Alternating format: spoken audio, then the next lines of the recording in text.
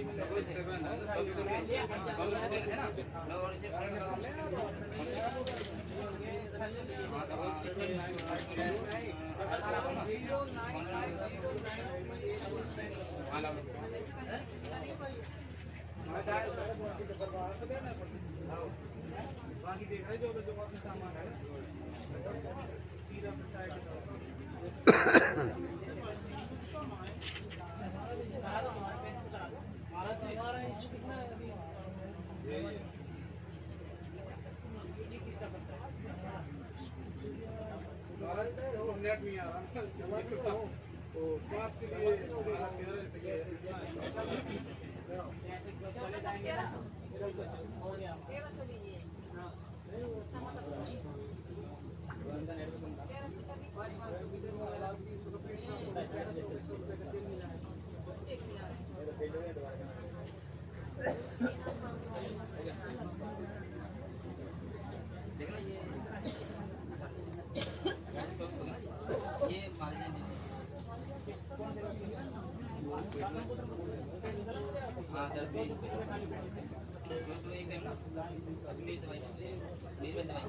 दवाई दे दो, इनकी दवा।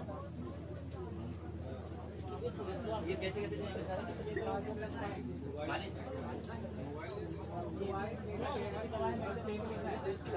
बोलो क्या पूछेंगे? आप बताइए, हम क्या पूछेंगे? बताओ हम बताएं। बहुत परेशान है। क्या दिक्कत है? दवा इलाज कराने जाते हैं, कहीं से कोई फायदा नहीं मिलता।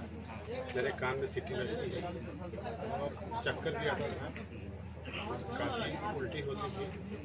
फिर सिकंदराबाद में एडमिट हुए और इसके बाद फिर बेलूर भी गए। बेलूर की दवा से वोडिन ओडी और टिनेक्स टेबलेट्स दिए, वही पर डे खाते हैं। 48 mg का वोडिन ओडी और टिनेक्स टेबलेट। किस काम के लिए? चक्कर न आए उसके लिए। कान का बताते हैं नस जो है फटी हुई है, ठीक नहीं होगी, आपको जीवन में दवा खाना है।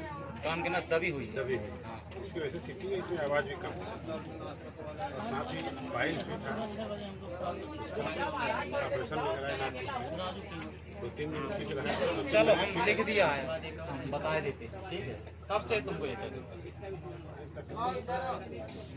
चक्कर वाला है, 17-18 हमने लिखा है घर पर तांत्रिक क्रिया करवाया था, मतलब करवाया गया था, घर पर तांत्रिक क्रिया करवाया गया था, जिसके कारण से सभी लोग परेशान चल रहे हैं, बीमारी बन रही हैं और 10 साल का आया, 10 वर्ष हो गए जी जी और दवा काम नहीं करती। हमने लिखा दवा काम नहीं करती। ये हम पहले लिखा। इसको महाराज ये देखिए इस तरह से पूरा पूरे शरीर में खुजली होगा।